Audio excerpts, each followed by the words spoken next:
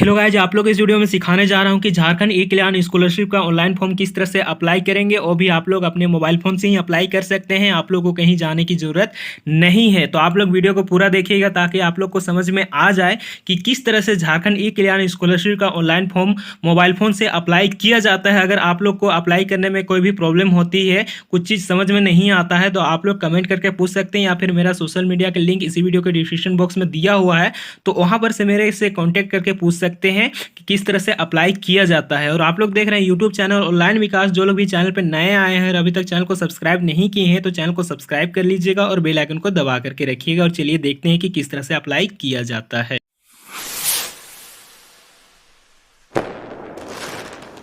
ई कल्याण scholarship का form apply करने के लिए सबसे पहले आप लोगों को ई कल्याण के ऑफिशियल वेबसाइट में आना है। जैसा कि आप लोग देख पा रहे होंगे, ये वेबसाइट कुछ इस तरह से दिखती है। तो इसी वेबसाइट में आना है। और जो लोग भी इस वेबसाइट पे नहीं आ पाएगा उन लोगों के लिए मैं इस वीडियो के डिस्क्रिप्शन बॉक्स में लिंक दे दिया हूं, तो वहां पर टच करके आप लोग डायरेक्ट इस वेबसाइट पे आ सकते हैं। इस वेबसाइट में आने के बाद देखिए कहाँ पर से आप लोगों को अप्लाई करना होता है। तो अप्लाई करने के लिए देखिए यहाँ पर दो ऑप्शन दिया गया है, आप लोग को देखने के लिए मिल जा रहा होगा। तो जो स्टूडेंट पहली बार अप्लाई करेंगे वो सबसे पहले अपना रजिस्ट्रेशन करके लॉगिन आईडी क्रिएट कर लेंगे। और जो स्टूडेंट पिछले साल अप्लाई किए थे होंगे तो वो लोग स्टूडेंट लॉगिन पे टच करेंगे और अपना लॉगिन करके फिर अप्लाई करेंगे। तो चलिए पहले यहाँ पर रजिस्ट्रेशन प्रोसेस में बता देता हूँ किस तरह से रजिस्ट्रेशन करना है। तो ये प्रोसेस आप लोग कोई भी स्टूडेंट हो वो कर सकते हैं, और जिनका पहले आईडी बन चुका है वो लोग डायरेक्ट लॉगिन भी करिएगा तो चलेगा। ठीक है, तो यहाँ पर देखिए रजिस्ट्रेशन करने के लिए क्या क्या आप लोग को डालना होगा।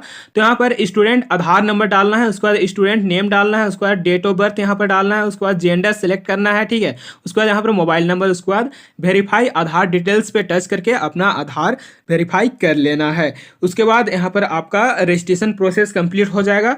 और रजिस्ट्रेशन प्रोसेस कंप्लीट होने के बाद फिर से आप लोगों को लॉगिन पे जाना है। ठीक है, जिससे कि यहाँ पर देख पा रहे होंगे। और जो स्टूडेंट पहले अप्लाई किए होंगे पिछले साल तो वो भी सेम प्रोसेस ही करेंगे और न्यू स्टूडेंट भी सेम प्रोसेस करेंगे। तो यहाँ पर देखिए यहाँ पे दिया गया है स्टूडेंट लॉगिन, तो इसी पे टच करना है। जैसे ही टच कीजिएगा वैसे ही आप लोगों के सामने दो ऑप्शन खुल करके आएगा। तो यहाँ पर आप लोग ध्यान से देखिएगा किस तरह से अप्लाई करना है। तो यहाँ पर फर्स्ट में जो दिया गया है उसमें लिखा हुआ है कि post matric within state login. ठीक है, तो यहाँ पर वही स्टूडेंट टच करेंगे जो झारखंड में रह करके झारखंड में ही कोई यूनिवर्सिटी या कॉलेज में पढ़ाई करते हैं, वो यहाँ पर टच करके अपना स्कॉलरशिप के लिए यहाँ पे अप्लाई कर सकते हैं। और दूसरे राज्य में पढ़ाई करते हैं और झारखंड के स्टूडेंट हैं वो लोग यहाँ पे टच करके अपना स्कॉलरशिप फॉर्म अप्लाई कर सकते हैं। तो देखिए मैं झारखंड के लिए बता रहा हूँ, जो लोग झारखंड के स्टूडेंट हैं और झारखंड में ही रहते हैं वे लोग post matric within state login पे टच करेंगे। तो चलिए यहाँ पर मैं टच कर दिया। टच करने के बाद देखिए यहाँ पर अगला पेज कुछ इस तरह से खुल करके आएगा, जो कि स्टूडेंट लॉगिन का पेज होता है।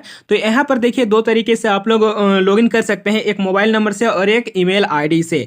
तो मोबाइल नंबर से आप लोग कीजिएगा तो मोबाइल नंबर ऑटोमेटिक सेलेक्ट ही रहेगा। ठीक है, तो यहाँ पर आप लोग को मोबाइल नंबर इंटर करना है। जो भी आपका पासपोर्ट था पिछले ईयर या फिर अभी जो बनाए हैं तो वो पासवर्ड यहाँ पर डालिएगा। अगर आप लोग पासवर्ड भूल गए हैं तो यहाँ पे फॉरगेट पासवर्ड का ऑप्शन भी दिया गया है, तो इस पे टच करके भी आप लोग रिकवर कर सकते हैं अपना पासवर्ड। ठीक है, दूसरा तरीका क्या है कि ईमेल आईडी का। ईमेल आईडी से लॉगिन करने के लिए देखिए ईमेल आईडी को सबसे पहले सिलेक्ट करना होगा।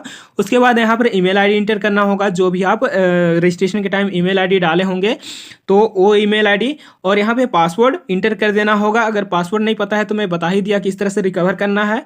और यहाँ पे जो नंबर लिखा हुआ है, ठीक है, कैप्चा नंबर, उसको यहाँ पर इंटर कर लेना है। लॉगिन पे टच करके लॉगिन कर देना है। जैसे ही लॉगिन कीजिएगा तो आप लोग के सामने अगला पेज कुछ इस तरह से खुल करके आएगा। तो यहाँ पर देख लीजिएगा आपका नाम, आपका जो भी फादर नेम है, मोबाइल नंबर है, सारा चीज शो करेगा।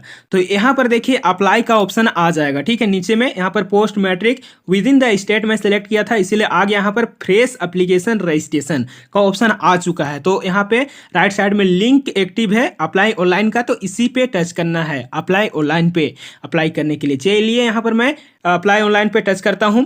जैसे ही मैं अप्लाई ऑनलाइन पे टच किया तो देखिए अगला पेज कुछ इस तरह से खुल करके आता है, जो कि एप्लीकेशन फॉर्म होता है। तो यहाँ पर देखिए किस तरह से भरना है। तो सबसे पहले यहाँ पर दिया गया है, देखिए भरने के लिए मैट्रिक 10th पास टाइप। ठीक है, किस तरह का है तो यहाँ पर आप लोगों को टच करके सेलेक्ट करना होगा। चलिए यहाँ पर मैं टच करके सेलेक्ट करता हूँ, यानी यहाँ पर बोर्ड सेलेक्ट करना है। चलिए यहाँ पर मैं जैक बोर्ड सेलेक्ट कर लेता हूँ। अगर आपका सीबीएसई हो तो सीबीएसई सेलेक्ट कर सकते हैं।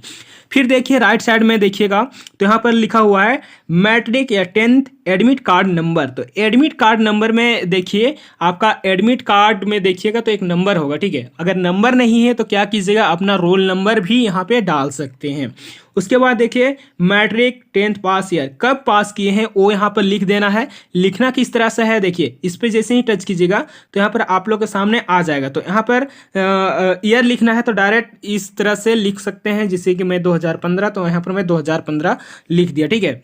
तो इस तरह से फिर आगे देखिए किस तरह से भरना है। तो मैक्सिमम मार्क्स यहाँ पे डालना है, जो कि 10th का ही डालना है। ऊपर में जितना भी डालना है 10th का ही डालना है, ठीक है। तो यहाँ पर आपका कितना नंबर का था, जैसे कि 500 का होता है मैक्सिमम मार्क्स, तो 500 डालिएगा, उसमें से कितना आया था वो आप डाल दीजिएगा, ठीक है। उसके बाद लिंक यहाँ पे सिलेक्ट करना है। तो यहाँ पे सिलेक्ट ऑटोमेटिक रहेगा। अगर आप मेल है तो मेल यहाँ पर ऑटोमेटिक शो करेगा, जो कि आप रजिस्ट्रेशन के टाइम ही डाले होंगे, ठीक है। तो यहाँ पर ऑटोमेटिक शो करेगा, तो यहाँ पर आप लोग को लिखने की जरूरत नहीं है। और यहाँ पर डिवीजन, 10th में आप कौन सा डिवीजन लाए थे, फर्स्ट लाए थे, सेकंड लाए थे, थर्ड लाए थे, कौन सा डिवीजन से पास हुए थे वो यहाँ पर लिख देना है। उसके बाद नीचे आइएगा तो आपका नाम देखने के लिए मिल जाएगा। उसके बाद देखिए नीचे में माता पिता जीवित हैं या नहीं वो पूछा जा रहा है। तो जीवित हैं तो यस कीजिएगा, नहीं तो नो पे टच कीजिएगा। जैसे कि यहाँ पर मैं यस कर देता हूँ। यस करने के बाद और भी ऑप्शन नीचे में खुल करके आ जाता है। तो देखिए यहाँ पर पिता जीवित हैं या नहीं, अगर जीवित हैं तो यस कीजिएगा, नहीं तो नो कीजिएगा, ठीक है। उसके बाद नीचे में और पूछ रहा है कि माँ जीवित है या नहीं, ठीक है। तो माँ जीवित है तो यस कीजिएगा, नहीं तो नो पे सिलेक्ट कीजिएगा। उसके बाद नीचे में देखिए, क्या आप अभिभावक के साथ रहते हैं, अगर आप अभिभावक के साथ रहते हैं तो यस कीजिएगा, नहीं तो नो कीजिएगा। अगर कोई हॉस्टल में रहते हैं आप लोग तो यहाँ पर नो कर सकते हैं, ठीक है। तो यहाँ पे फिर नीचे में देखिए आपका माता का नाम, मदर्स नेम यहाँ पर लिखना है। जो भी आपका माता का नाम होगा वो लिखिएगा। उसके बाद यहाँ पर माँ का व्यवसाय क्या है, माँ क्या करती है, उसको यहाँ पे सिलेक्ट करना है। गवर्नमेंट एम्प्लॉयड है, प्राइवेट एम्प्लॉयड है, सेल्फ एम्प्लॉयड है या फिर नॉट वर्किंग। तो अगर आपकी माँ कुछ नहीं करती है और हाउस वाइफ है तो आप लोग नॉट वर्किंग डाल सकते हैं। तो जैसे कि मैं यहाँ पर डाल दिया। उसके बाद देखिएगा पिता का नाम जो कि ऑटोमेटिक आया हुआ रहेगा, जो कि आप रजिस्ट्रेशन का टाइम ही डाले हुए रहेंगे, ठीक है। उसके बाद नीचे में फैमिली इनकम, आप अपना इनकम सर्टिफिकेट बनवाए होंगे तो उसमें देखिएगा कितना का आपका इनकम बना है, उसी को डालिएगा, अपने अनुसार नहीं डालिएगा। जैसे कि मैं यहाँ पर 80,000 डाल देता हूँ, जिससे कि 80,000 यहाँ पे डायरेक्ट लिख लेना है 80,000, ठीक है। इस तरह से डाल सकते हैं। उसके बाद राइट साइड में देखिएगा तो यहाँ पर कैटेगरी सेलेक्ट करने के लिए बोला जा रहा है। तो यहाँ पर टच करके आप लोग कैटेगरी सेलेक्ट कर सकते हैं, जिससे कि यहाँ पे SC ST BC ई कल्याण स्कॉलरशिप जनरल लोग नहीं अप्लाई कर सकते हैं, इसीलिए यहाँ पर जनरल का ऑप्शन नहीं दिखा रहा है। तो आप लोग इन तीनों में से कोई एक सेलेक्ट कर लीजिएगा, जो भी आपके में फिट बैठता है, यानी आप जिस भी कैटेगरी से बिलोंग करते हैं। उसके बाद नीचे में आपका ईमेल ID आया हुआ रहेगा, मोबाइल नंबर भी आया हुआ रहेगा। उसके बाद पिता क्या करते हैं, पिता का क्या व्यवसाय है वो यहाँ पर से सिलेक्ट कीजिएगा। जैसे यहाँ पर गवर्नमेंट एम्प्लॉयड है, प्राइवेट एम्प्लॉयड है, सेल्फ एम्प्लॉयड है या फिर नॉट वर्किंग है, आप अपने अनुसार डाल लीजिएगा। उसके बाद यहाँ पर आपका फादर का पैन नंबर पूछा जा रहा है, तो यहाँ पर डालिएगा, नहीं भी डालिएगा तो चलेगा, ठीक है, क्योंकि यहाँ पर ये जरूरी नहीं है, ये ऑप्शनल है। यहाँ पर कोई भी स्टार रेड कलर का देखने के लिए नहीं मिल रहा है। उसके बाद फादर का UID क्या होता है, तो आधार नंबर यहाँ पर लिखना है आप लोग को। फिर नीचे में देखिए इंस्टीट्यूशन एंड कॉलेज डिटेल्स पूछा जा रहा है यहाँ पे, तो यहाँ पर आप लोग डिस्ट्रिक्ट सेलेक्ट कीजिएगा। तो कौन सा डिस्ट्रिक्ट सेलेक्ट करेंगे, तो आप जिस भी कॉलेज में पढ़ते हैं वो कौन सा डिस्ट्रिक्ट में स्थित है तो वो आप डिस्ट्रिक्ट सेलेक्ट कीजिएगा, ठीक है। जैसे कि बहुत लोग रांची में पढ़ते होंगे तो मैं यहाँ पर रांची सेलेक्ट कर देता हूँ, ठीक है। वो ये एग्जाम्पल के लिए है, आपका कोई भी डिस्ट्रिक्ट हो सकता है, कोई भी डिस्ट्रिक्ट में आपका कॉलेज हो सकता है। उसके बाद देखिए कौन सा ब्लॉक में पढ़ता है, आप जो जिस कॉलेज में पढ़ते हैं वो कौन सा ब्लॉक में पढ़ता है वो भी आप लोगों को जानना जरूरी है। तो यहाँ पर अपने अनुसार आप लोग सेलेक्ट कर लीजिएगा, ठीक है। उसके बाद यहाँ पे देखिएगा नीचे में, तो नीचे में कॉलेज का ऑप्शन दिया गया है, ठीक है। तो कॉलेज पे जैसे ही टच कीजिएगा यहाँ पे सिलेक्ट पे, तो यहाँ पर आप लोग को बहुत सारा कॉलेज देखने के लिए मिल जाएगा, ठीक है। आप लोग जैसा कि देख पा रहे होंगे, तो यहाँ पर सेलेक्ट कर लेना है आपका कॉलेज। उसके बाद नीचे में आपका कौन सा ये है यूनिवर्सिटी बोर्ड है, वो ऑटोमेटिक यहाँ पर आ जाएगा। आप कॉलेज सेलेक्ट कीजिएगा तो ऑटोमेटिक नीचे में आ जाएगा जो भी आपका कॉलेज या बोर्ड होगा, ठीक है। उसके बाद यहाँ पर कॉलेज का email ID, mobile number automatic आएगा, आपको भरने की जरूरत नहीं है। उसके बाद यहाँ पर कॉलेज प्रवेश संख्या, तो यहाँ पर कॉलेज प्रवेश संख्या क्या होता है, तो एडमिशन नंबर, ठीक है। तो एडमिशन नंबर, जब आप एडमिशन लेते हैं तो आप लोगों को एक पर्ची मिलता है, यानी कि स्लिप के तौर पे आपका, जिसमें फ़ी लिखा हुआ रहता है कि किसके लिए कितना लगा है। उसमें एक नंबर होता है, उसी नंबर को लिखना होता है यहाँ पे एडमिशन नंबर पे, ठीक है। फिर देखिए नीचे में पूछा जा रहा है कोर्स, यानी कि आप कौन सा कोर्स कर रहे हैं, किसका पढ़ाई कर रहे हैं, ठीक है। उसके लिए सेलेक्ट पे टच कीजिएगा तो आपके कॉलेज में जितने भी कोर्स कराई जाती है वो सारा कोर्स यहाँ पे शो करेगा। तो आप जो भी कोर्स कर रहे होंगे वो आप यहाँ पर से सिलेक्ट कर सकते हैं। और यहाँ पे थोड़ा सा लोडिंग लेता है तो इसको बार बार ओके करिएगा आप लोग। उसके बाद नीचे में पूछा जा रहा है वर्तमान वर्ष में पाठ्यक्रम के किस वर्ष में अध्ययनरत है। इंटरमीडिएट वालों को यहाँ पर 2 ईयर देखने को मिल जाएगा, यानी कि फर्स्ट ईयर एंड सेकंड यानी कि 11th एंड 12th का, ठीक है। उसी तरह बीए का आप लोगों को 3 से 4 ईयर देखने को मिलेगा टोटल। तो आप जिस भी ईयर में स्टडी कर रहे होंगे वो आप सेलेक्ट कीजिएगा, जिससे एमए का 2 ईयर देखने के लिए मिल जाएगा। तो उसी तरह से आप लोगों को अपने अनुसार सेलेक्ट कर लेना है। उसके बाद देखिए यहाँ पर छात्रवृत्ति का प्रकार, किस प्रकार का आप छात्रवृत्ति लेना चाहते हैं। तो जैसे ही सेलेक्ट पे टच कीजिएगा तो 2 ऑप्शन सभी को देखने के लिए मिल जाएगा, एक हॉस्टेलर एक डे स्कॉलर, ठीक है। हॉस्टेलर यानी कि हॉस्टल वाला मिलेगा आप लोगों को, डे स्कॉलर यानी कि आप अपने घर से जाते होंगे तो उसका पैसा मिलेगा। आप किस तरह से हैं, डे स्कॉलर जाते हैं या हॉस्टेलर जाते हैं, आपका कॉलेज या यूनिवर्सिटी, ठीक है, वो आप सेलेक्ट कीजिएगा। जैसे कि बहुत लोग हॉस्टेलर होंगे तो हॉस्टेलर पे ही सेलेक्ट कीजिएगा, यहाँ पर डे स्कॉलर नहीं कीजिएगा, ठीक है। और जो लोग डे स्कॉलर यानी अपने घर से जाते होंगे तो वो डे स्कॉलर सेलेक्ट कीजिएगा। तो यहाँ पर मैं डे स्कॉलर सेलेक्ट कर देता हूँ। उसके बाद नीचे आइएगा तो यहाँ पर लास्ट ईयर क्लास डिटेल्स मांगा गया है। तो लास्ट ईयर में आप जिस भी क्लास में पढ़ते होंगे तो वो डिटेल्स यहाँ पर डालना है, ठीक है।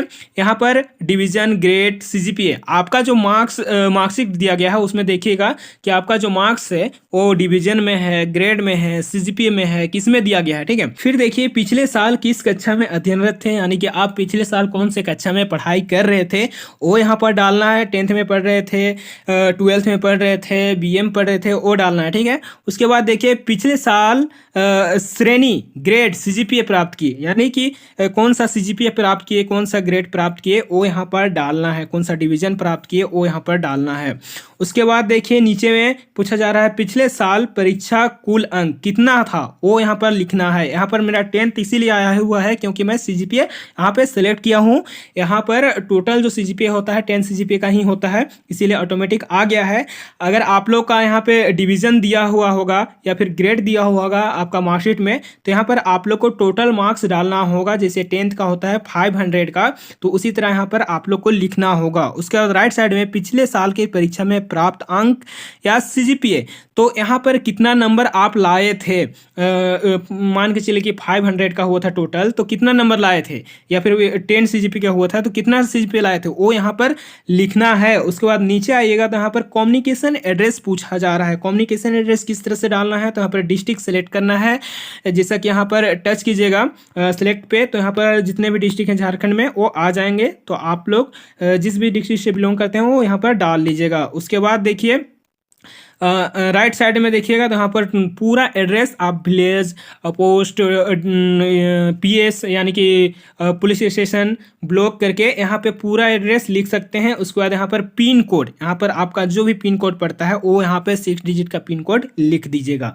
ये तो हुआ कम्युनिकेशन एड्रेस, यानी कि आप जहाँ रहते होंगे अभी, जहाँ से आपको कम्युनिकेट किया जा सकता है उसका एड्रेस। अब देखिए परमानेंट एड्रेस, आप कहाँ के रहने वाले हैं, परमानेंट रूप से, अस्थायी रूप से कहाँ के रहने वाले हैं उसका एड्रेस डालना है। सेम टू सेम उसी तरह से डालना है। डिस्ट्रिक्ट सेलेक्ट करना है, उसके बाद यहाँ पर फुल एड्रेस लिखना है, उसके बाद यहाँ पर पिन कोड डालना है। फिर देखिए नीचे में अपलोड डॉक्यूमेंट्स का ऑप्शन दिया गया है और यहाँ पर लिखा हुआ है केवल जेपीजी प्रारूप 1 MB तक की अनुमति है, ठीक है। सबसे पहले स्टूडेंट फोटो अपलोड करना है, उसके लिए देख पा रहे होंगे यहाँ पर चूज फाइल का ऑप्शन दिया गया है।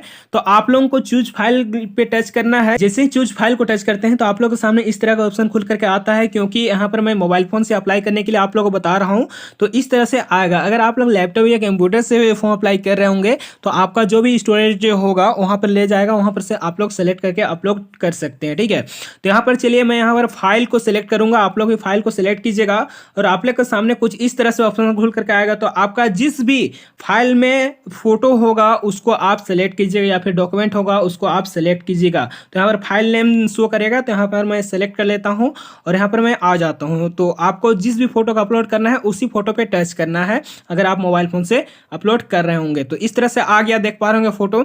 उसी तरह से आप लोग नीचे आइएगा तो यहाँ पर आप लोगों को कुछ नोट दिया गया है, ध्यान से देखिए कि जाति, आवासीय, आय जैसे डिजिटल जारी किए गए, ऑनलाइन जारी किए गए प्रमाण पत्रों को अपलोड करें। ठीक है, यहाँ पर ऑफलाइन कोई भी डॉक्यूमेंट नहीं होना चाहिए। जाति, आवासीय, आय, ठीक है, जो भी आप अपलोड कीजिएगा जाति, आवासीय, आय, वो ऑनलाइन ही अपलोड कीजिएगा, यानी कि ऑनलाइन ही जारी किया होना चाहिए। यहाँ पर ऑफलाइन जारी किया हुआ नहीं चलेगा। ठीक है, लेकिन आजकल तो सभी का ऑनलाइन ही बन रहा है, इसीलिए सभी का ऑनलाइन ही होगा, यहाँ पर बताने की जरूरत नहीं है।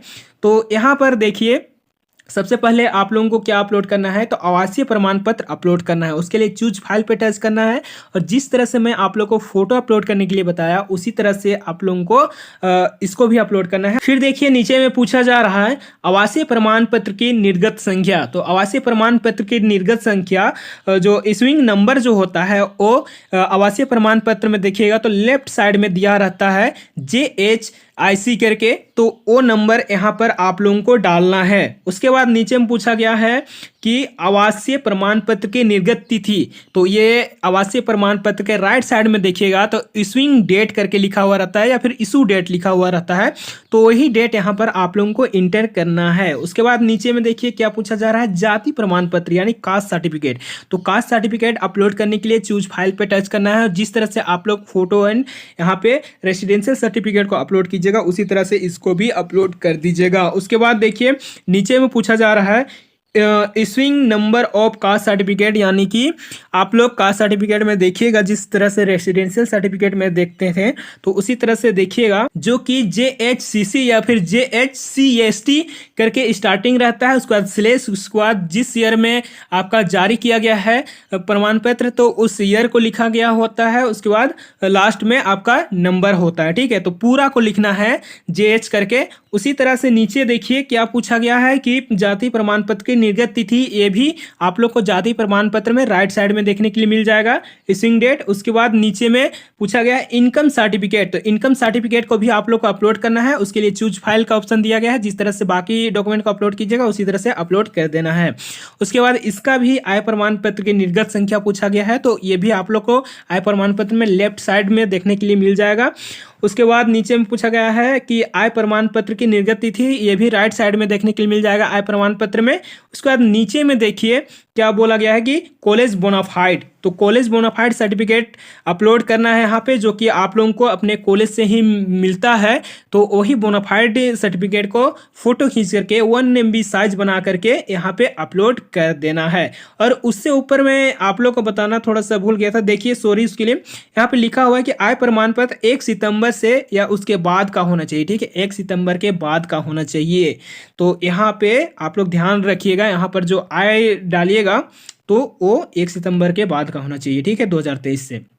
उसके बाद नीचे में देखिए पूछा गया है विद्यार्थी पिछला वर्ष का जो अंक प्रमाण पत्र होता है विद्यार्थी का, तो वो ही डालना है। जिससे कि आप 11th में अभी पढ़ाई कर रहे होंगे तो पिछले साल 10th क्लास में होंगे तो 10th क्लास का यहाँ पर अपलोड कीजिएगा डॉक्यूमेंट। जिस तरह से अभी BA में होंगे, अगर फर्स्ट ईयर में होंगे तो आप क्या कीजिएगा कि इंटरमीडिएट का डालिएगा।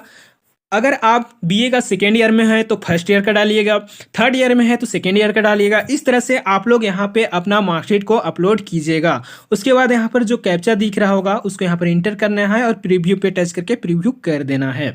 प्रीव्यू करने के बाद अगला पेज कुछ इस तरह से खुल करके आएगा, तो जो भी डिटेल डाले होंगे वो सारा डिटेल यहाँ पर शो करेगा। तो एक बार आप लोग चेक कर लीजिएगा कि जो भी डिटेल डाले वो सारा चीज़ सही है या नहीं। एक बार आप लोग को चेक करना बनता है, तो एक बार ज़रूर कर लीजिएगा। फोटो, सिग्नेचर, जितना भी डॉक्यूमेंट अपलोड किए हैं वो सारा चीज़ सही है या नहीं। ठीक है, एक बार चेक करने के बाद देखिए यहाँ पर लिख रहा है अगर आपका कहीं पर एप्लीकेशन में गलत हो गया है तो यहाँ पर एडिट का ऑप्शन भी दिया गया है। ठीक है, तो यहाँ पर क्लिक हेयर पे टच करके आप लोग एडिट कर सकते हैं। अगर सारा चीज़ सही है तो आप लोग को क्या करना है कि यहाँ पे जो गेट OTP का ऑप्शन दिया गया है तो इसको टच करके अपना मोबाइल नंबर को वेरीफाई कर लेना है। तो चलिए यहाँ पर गेट OTP पे टच करते हैं। लोडिंग होने के बाद आप लोग के सामने इस तरह का पॉपअप मैसेज आएगा। तो देखिए क्या लिखा हुआ है कि OTP send successfully to registered mobile number और यहाँ पे 3 डिजिट लास्ट का दिया हुआ है, तो इसको ओके कर लेना है। ओके करने के बाद इस तरह से आएगा। तो यहाँ पर ओटीपी डालने के लिए दिया गया है, यहाँ पर सेकंड चल रहा है कि कितना सेकंड तक आप ये ओटीपी डाल सकते हैं। ओटीपी डालने के बाद यहाँ पर फाइनल सबमिट का ऑप्शन दिया गया है, तो आप लोग को फाइनल सबमिट कर देना है। चलिए यहाँ पर मैं फाइनल सबमिट कर देता हूँ। तो देखिए यहाँ पर इस तरह का आया हुआ है एक और पॉपअप मैसेज, जिसमें लिखा हुआ है कि आर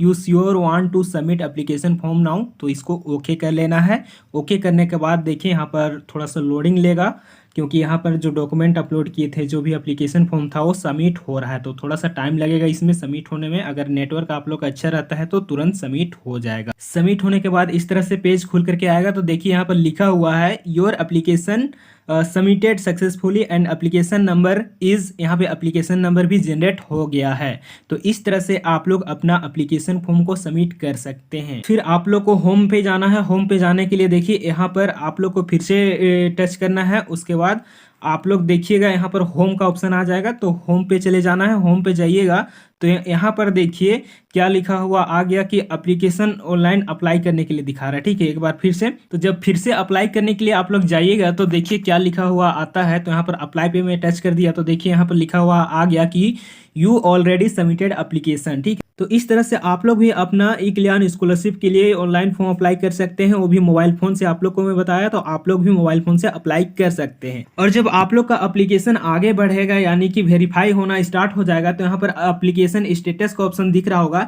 इस पर टच कीजिएगा। तो आप लोग का एप्लीकेशन का स्टेटस शो करेगा कि कहाँ तक आप लोग का एप्लीकेशन वेरीफाई हुआ है। ठीक है, तो आप लोग यहीं पर आकर के चेक कर सकते हैं। फिर से लॉगिन कीजिएगा तो इसी तरह का पेज आएगा। तो आप लोग कहाँ पे जाना है मैं फिर से बता देता हूँ। यहाँ पर जाना है, यहाँ पर जाइएगा तो आप लोग को ऑप्शन देखने के लिए मिल जाएगा यहाँ पे एप्लीकेशन स्टेटस का। ठीक है, अगर आप लोग मोबाइल फोन में खोलते हैं तो इसी तरह का शो करेगा। तो यहाँ पर जाकर के आप लोग अपना एप्लीकेशन फॉर्म का स्टेटस चेक कर सकते हैं। तो मुझे उम्मीद है कि आप लोग को समझ में आ गया होगा कि किस तरह से ई कल्याण स्कॉलरशिप का फॉर्म अप्लाई किया जाता है मोबाइल फोन से। तो आप लोग खुद से अप्लाई कीजिए और पैसा बचाइए। तो जो लोग भी चैनल पर नए आए हैं और अभी तक चैनल को सब्सक्राइब नहीं किए हैं दोस्तों, तो चैनल को सब्सक्राइब कीजिए और बेल आइकन को दबा करके रखिए। और आप लोगों को भी वीडियो देखने के लिए धन्यवाद। जय हिंद, जय भारत।